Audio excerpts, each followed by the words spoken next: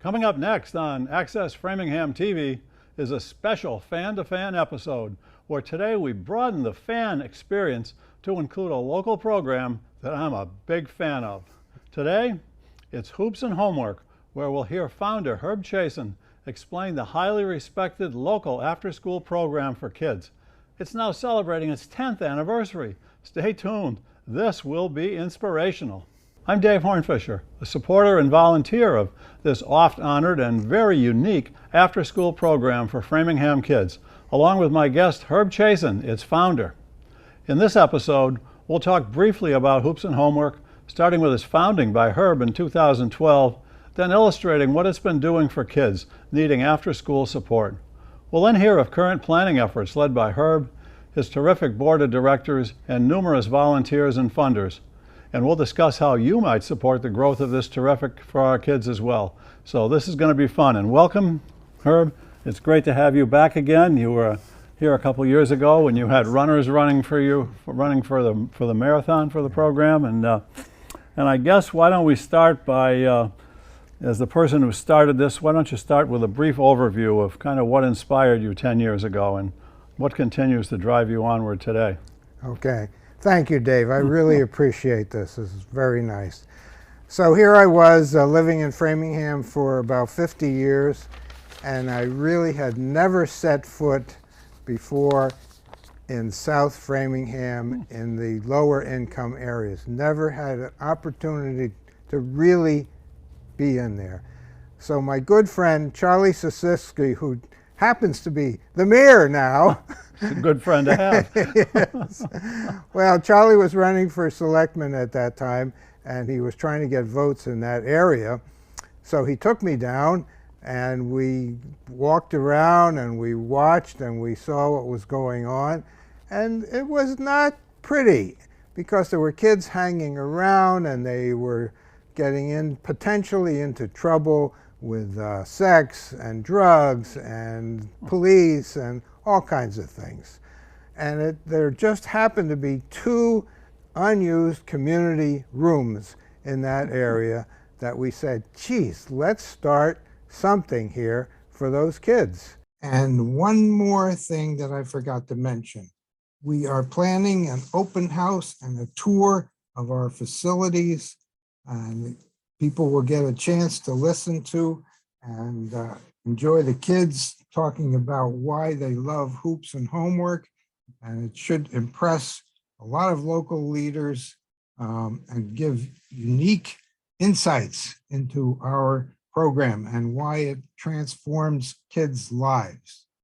The invitees include our mayor, Charlie Sosisky, the chair of the city council, Phil Ottaviani, the whole city council, the whole school committee, the Framingham Housing Authority, the Constituent Cooperatives Homes, State Senate President Karen Spilka, our Attorney General Maura Healy, State Representatives Jack Lewis, Carmine Gentile, and Maria Robinson. So, as I said, the attendees will observe the kids, listen to the kids. We're going to show you all the great things that they're doing down there, including academics, catching up on their reading and their math, especially during the summer. There'll be demonstrations of science experiments, nature activities, computer activities, arts and crafts, and of course, sports, including basketball, hoops, and homework. So this is a great way for all these people to see what's going on downtown and with our wonderful kids and their families. So looking forward to that event to celebrate our 10th anniversary. Thank you. So we canvassed the area. The tenants, the people that lived there were very receptive, and we got a lot of signatures together, went to the Framingham Housing Authority, asked for permission to start the program at that location, and then there was another location very close at Interfaith Terrace. We went to that board. The the Constituent Cooperative Homes, and they were thrilled to have us set up this program. And that's how it started, pretty much. Oh, yes, and I do have to just want. So then, in fall town meeting in 2012, I stood up there with Ned Price, and the two of us, because Ned Price lives in that area, the two of us held out our hands and we said, please give us $81,000 so we can kick this off.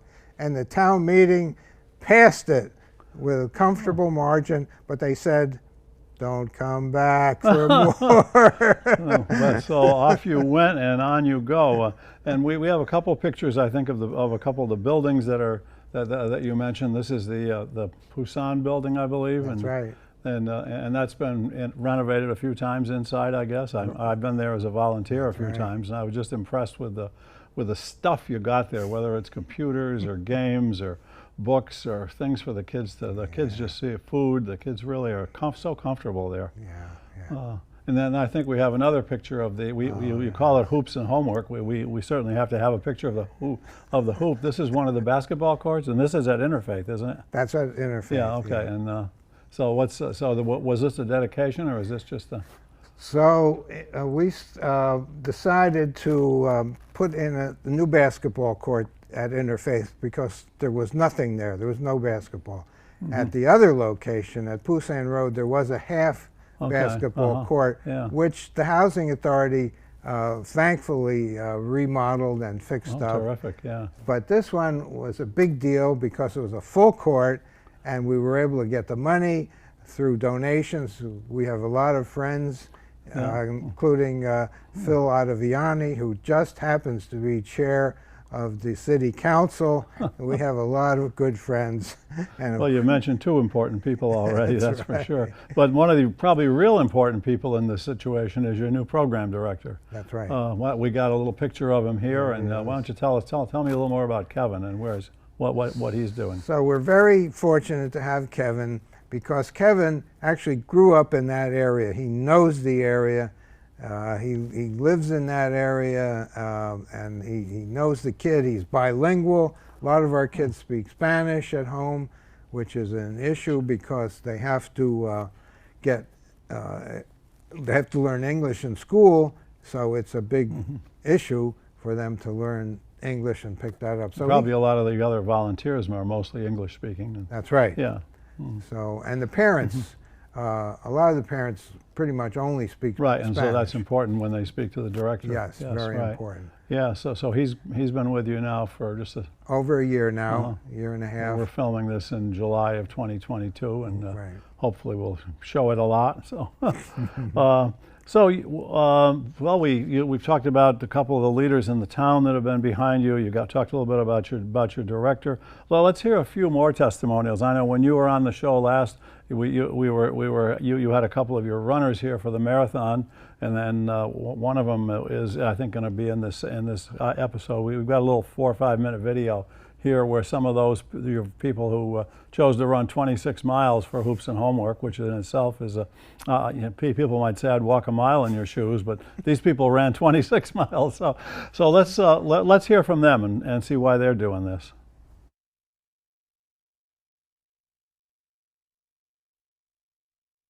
I am not at all a runner. So initially it started out as, well, this would be interesting, but then I went to the center at Hoops and Homework. And this is why I run. I would get out there and I would think of the kids. So that's why I run. That'll really force you to look at your why. But it's very interesting once you decide to run the marathon and you kind of get involved with this group. A whole different world kind of opens up to you. And Herb reached out to me and said, why don't you come visit one of the centers? And I grew up almost down the street from the Poussin Road Center on Wells Street. And I saw myself in some of those kids, and what really sealed the deal was I was at the Interfaith Terrace Center, and this little girl who was just all personality walks in. I was talking out to the volunteers, and the kids walk in, this little girl walks in, she puts her bag down, and the teacher asks, Crisati, how's your day? It's like, I've had a day. And she had that safe space to kind of be herself and be a kid. And that sealed the deal, and she actually made a little poster for me, so I'll be looking out for that. Make it through a 5K in one piece when I first started this.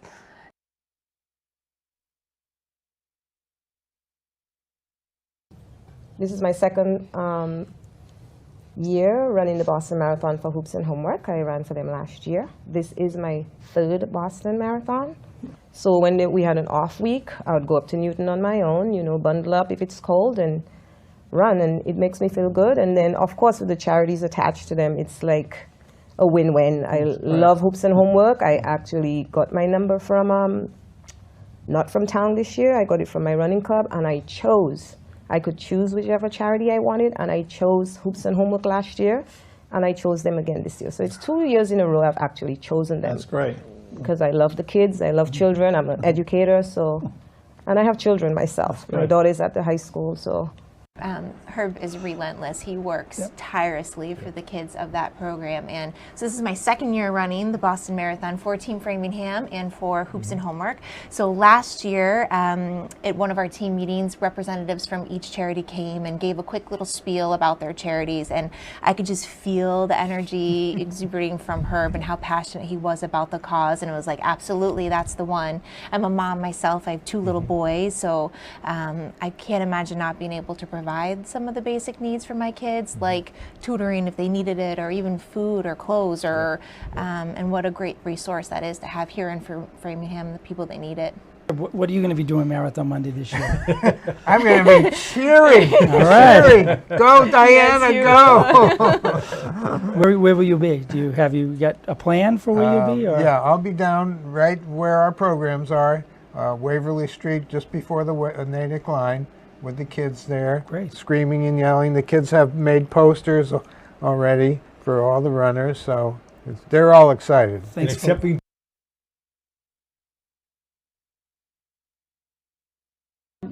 is the second time I'm running for Hoops and Homework, and overall my 4th marathon. I figured once I hit 60 or so, I would take up a new sport, and that was running, to try to keep me going.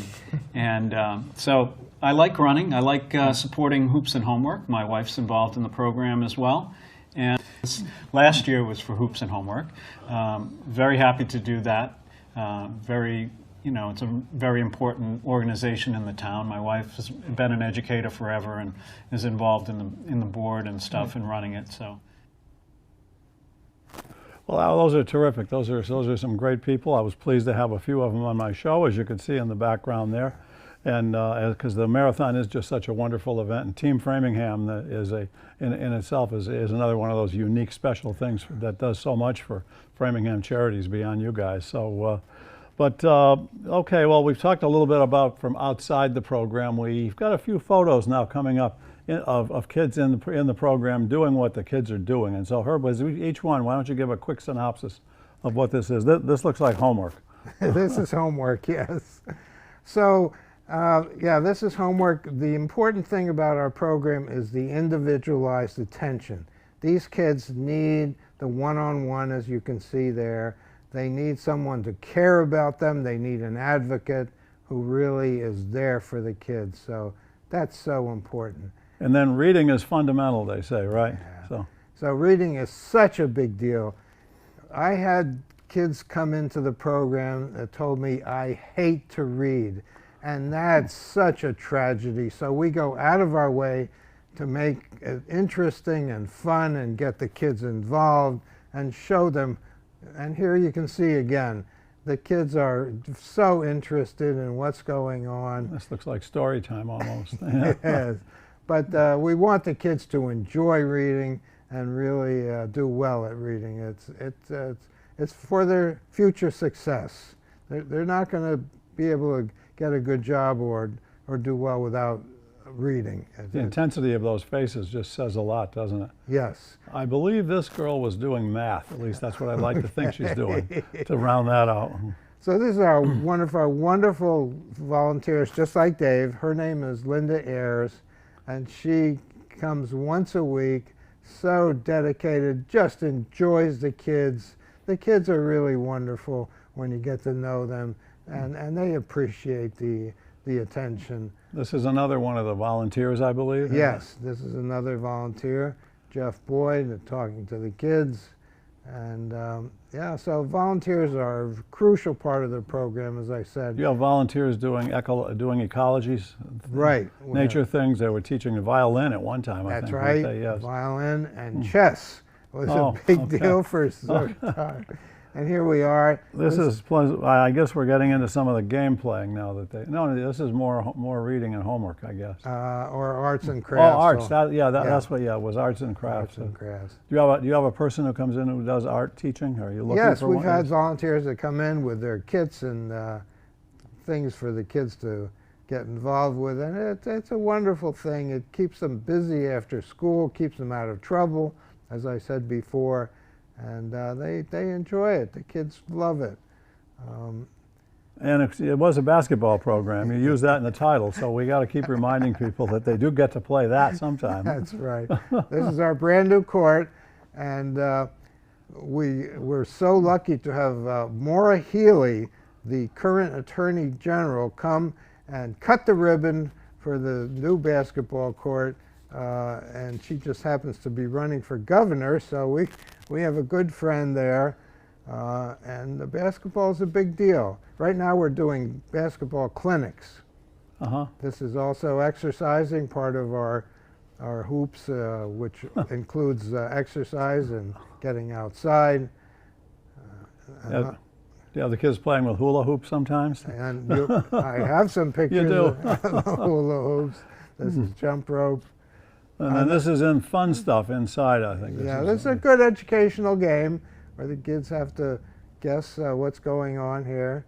That happens to be my granddaughter on the left. It's very sweet. Yeah. She went down there a couple years ago, really enjoyed it.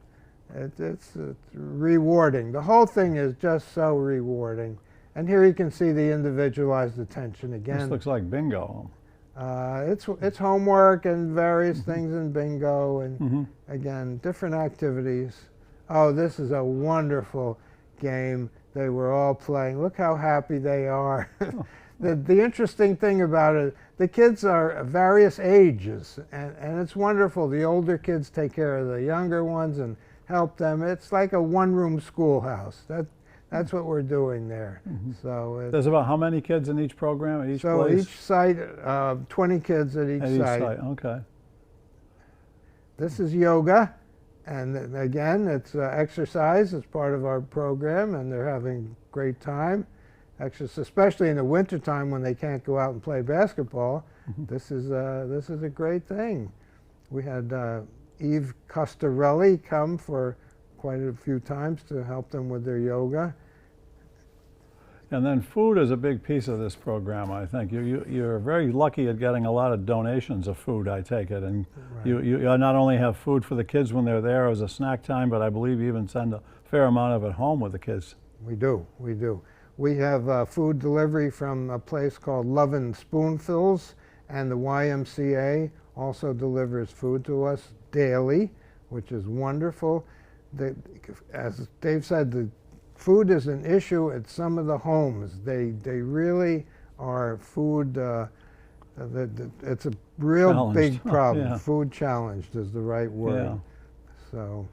But then you also have some fun outside the place events, and this woman, I believe, is a real star with the Globetrotters. I remember when she came in, and she came to the program. She did.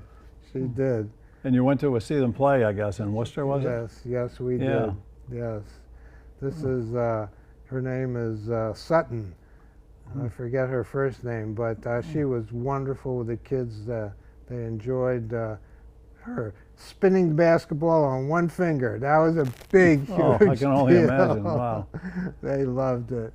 So it gives them a role model, something to look up to. Swish. Sure. That's her first name. Swish. Swish. I remember that. Yes, right. She had an impressive background. I don't remember it offhand now, but well, those were just some terrific pictures, and you could do a whole hour, I'm sure, just on on impressive things that these kids are doing and kinds of special people that you've had. You've mentioned all the important people. I know Karen Spilka has been very involved with this, and that's probably just the tip of the iceberg. So, okay, so we've talked a lot about what you've been doing. This is your 10th anniversary. Kind of what's next? Okay. Is there another next here for Herb Chasan? Absolutely. Well, maybe I'll be in the background. Okay. But pushing. So the next, we have 4 big goals that we'd like to reach. I think we've got a chart that brings up that. I think I only there got we 3 go. for my list. There's only 3. Well, you can tell me the 4th too, Okay. but go. Let's start with a number at the beginning. Okay, so pre-K is a huge effort. It's a statewide, it's a federal effort for get these kids involved before kindergarten. As I said, there's a lot of Spanish speaking at home with the kid, which is fine, which is good. But then they come into school and they're behind the 8 ball right away. And it's a terrible thing. They have catching up, and some of them never catch up. So we want to get these kids in, and also the parents need a place that they can afford. And our program, the focus of our program, relies on scholarship money, which people donate to our scholarship fund, and also state money in the terms of vouchers. The state provides money for low-income programs like that. So that's a big deal. So then on to the community center? Community center, we'd like to have for all ages, all the time. Again, the parents are challenged dealing with the system, getting jobs, getting housing. They just need help and assistance navigating the system. And of course, another after-school program in another neighborhood would be a wonderful thing. We only can, our maximum is 40 by our license, 20 at each site. So we're looking around for other areas, low-income areas, that we can help kids. And the 4th thing, which is not there, is teenage programs. Okay. Now the teenagers also are at risk, some of them, for getting into trouble. So we need programs to take care of teens, especially for them after school. Our program cuts off at 15 years old, so there's plenty of kids that are kind of lost after that. Right, yeah. Yeah, all these programs, the age limits when you move over one thing, whether it's health insurance or what in our society, seem to limit the situations, and a teen program would certainly be a terrific help. And so all that must have a big price. Have you tried to do that, or? Well, we put out budgets. So we have budgets for each section, and we're in the process of fundraising and getting the word out. We're very lucky to have some huge sponsors. One is Kevin Giblin and his son Brendan, who actually donated a brand new learning center at Interfaith Terrace. Wow. Kevin passed away, but the center is named in his memory. Oh, that's wonderful. And he was a wonderful friend. Introduced to me by Phil Ottaviani. Okay. So it's who you know. Well, networking is what it's all about, whatever kind of charity or volunteer program Can you're I in. add one thing? Sure. So another huge donor is the Flatley Company. And we were so lucky to get in touch with the Flatley Company because Channel 5, WCVB TV, aired a segment on our program back, I think, in 2019. And one of the people there, Mrs. Flatley, let's say, saw the program, loved it, and she wrote a big check to us. And we're hoping that she sponsors some of these programs. And you got a big 6-figure grant recently, too. Yes.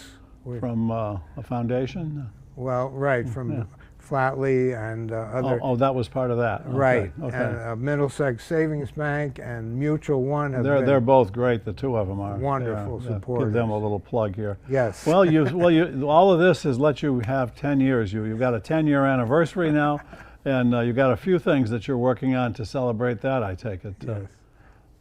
Yes, absolutely. Yes, we're celebrating in terms of, again, mentioned my good friend Phil Ottaviani is having a nice party at his house.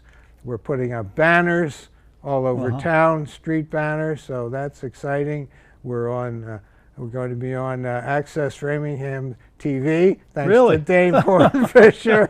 And we'll put this up on YouTube and send it around the planet. And, Right. I'm sure there's someone in Wisconsin just waiting to support you. And one more thing that I forgot to mention. We are planning an open house and a tour of our facilities, and people will get a chance to listen to and enjoy the kids talking about why they love hoops and homework. And it should impress a lot of local leaders and give unique insights into our program and why it transforms kids' lives.